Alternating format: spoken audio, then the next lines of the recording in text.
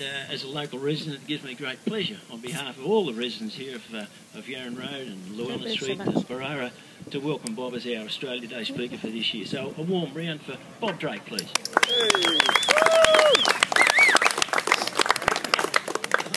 Thank you, Alan. Thank you, Pope. I think to tell you the story of the oysters in Odeley, I'd like to start with the history of that, if I may. I think the numbers are all over the shop, but see how I go.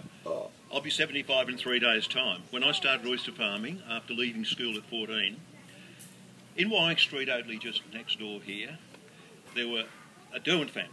There were 3 old guys who had white hair. There were 2 that, in the next level of farmer, who were quite bald, and underneath that were guys right down to my age, and there were 22 guys who were oyster farming in the area that I'm talking about, from my first recollection of those people up until when the oyster farming finished in Georges River in 1995, and there were, as I say, there were 22 members of the Derwent family that grew oysters in the river at that time, over that period of time. My father's grandfather, Thomas Thompson, and the senior Derwent person moved into Wying Street, Odeley, in 1870.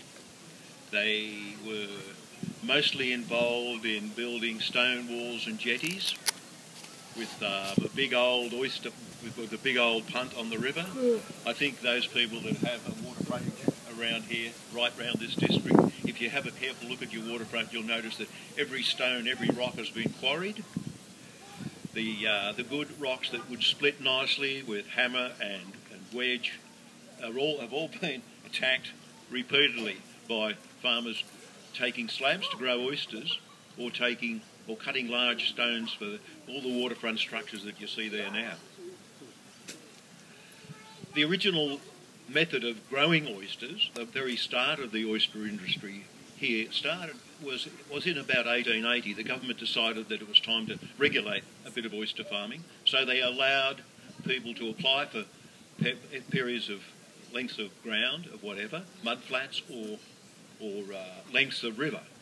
My father's grandfather, one of his first acquisitions was from the very first point of the Warrenoa River up for 1,760 yards, which is, of course, is a mile.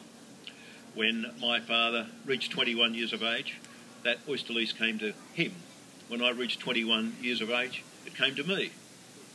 It was deeded somehow through the department, through the fisheries department.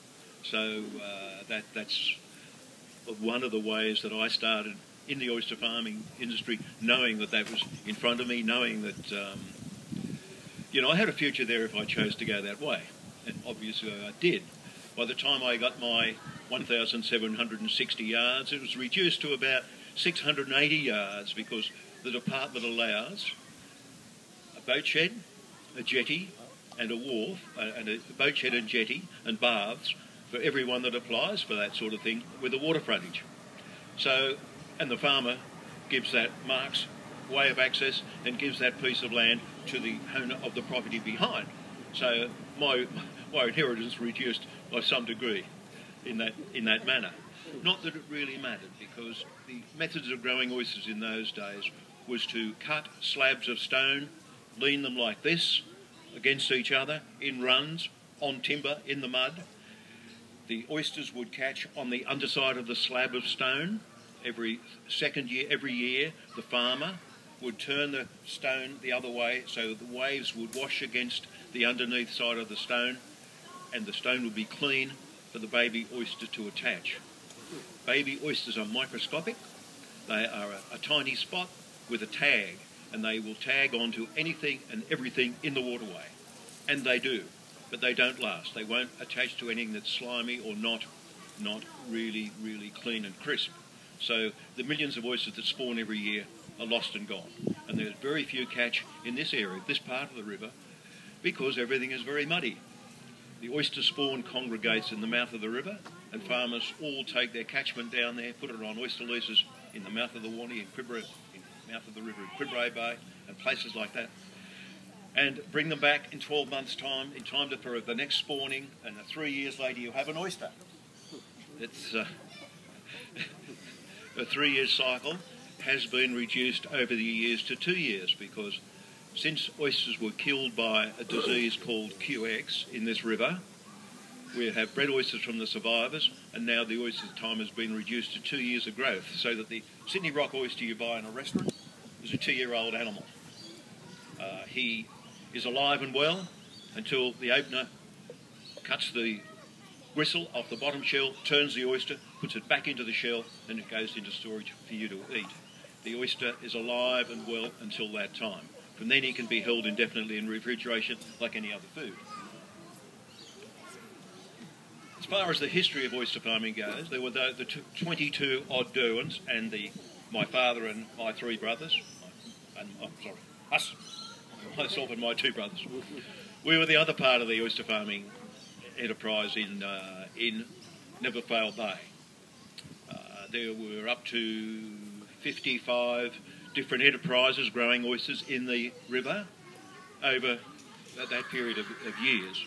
There were families growing oysters in a lot of the bays, and they developed to a certain degree, but certainly Neverfail Bay was able to produce more oyster farmers than any other particular local group. The oyster industry finished in 1995 when QX actually killed all the oysters in the river, and the department closed the river for oyster farming. The river is closed to Captain Cook Bridge. Botany Bay is still producing oysters alive and well. But in their wisdom, it was decided that the pressure of people on the shores, values of land and that sort of thing, best we could do without an oyster industry that did come back. And the oyster industry has returned to the extent that now a farmer can now buy oysters from a hatchery. They cost about $0.01 each, and you have 1 million in a 6-pack, which is the way our business has survived for the last 10 or 15 years. I've recently sold the business and retired.